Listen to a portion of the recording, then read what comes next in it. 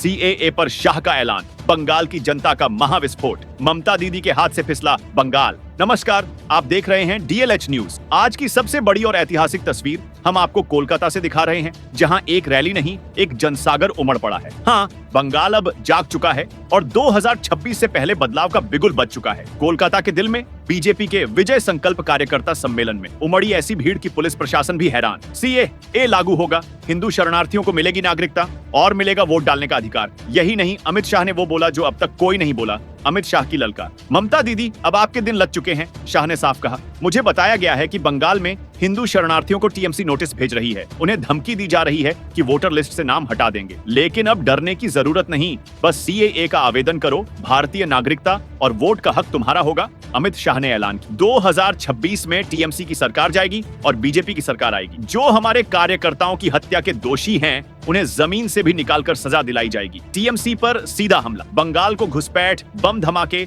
और अत्याचार का अड्डा बना दिया, अमित शाह ने ममता दीदी को ललकारते हुए कहा। माँ, माटी, मानुष का नारा देने वाली सरकार आज माँ बहनों पर अत्याचार करने वालों को बचा रही है। बंगाल में चुनावी हिंसा में हमारे सैकड़ों कार्यकर्ता मारे गए। ये लोकतंत्र है या जंगल राज? सीएए बना बीजेपी का चुनावी ब्रह्मास्त्र। बंगाल में अब होगा असली युद्ध। सीएए का विरोध कर ममता बनर्जी ने बंगाल के हिंदुओं से दुश्मनी ले ली है। अब हिंदू शरणार्थी खुलेआम कह रहे हैं, धन्यवाद मोदी जी, धन्यवाद शाह साहब। ममता दीदी की वोट बैंक की राजनीति अब खत्म। ऑपरेशन सिंदूर का जवाब, जो करेगा हिमाकत मिलेगा करारा जवाब। शाह ने कहा, पाक प्रेरित आतंकियों को हमने 100 किलोमीटर अंदर घुसकर मारा। ये मोदी सरकार है, गोली का जवाब गोले से देना जानती है। ममता पर हमला, जब तीर्थ यात्री मारे गए तो कुछ नहीं बोली, लेकिन ऑपरेशन सिंदूर पर घिनौना बयान दी। आपने सिंदूर का नहीं, देश की करोड़ों माताओं का अपमान किया है। बंगाल की अस्मिता का सम्मान मोदी सरकार ने दी। बंगाली भाषा को क्लासिकल लैंग्वेज का दर्जा, शाह का सवाल। 10 साल केंद्र में मंत्री थी ममता दीदी, तब क्यों नहीं मिला सम्मान बंगाली भाषा को? प्रधानमंत्री मोदी ने जो काम कर दिखाया,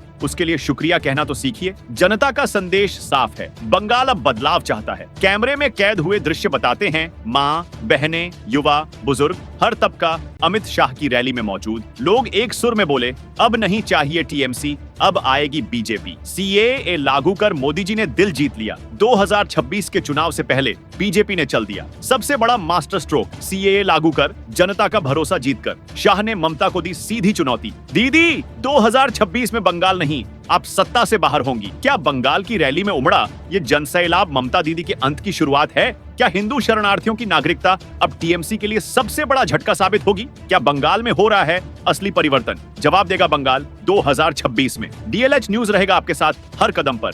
Subscribe now and press the bell icon. Never miss an update.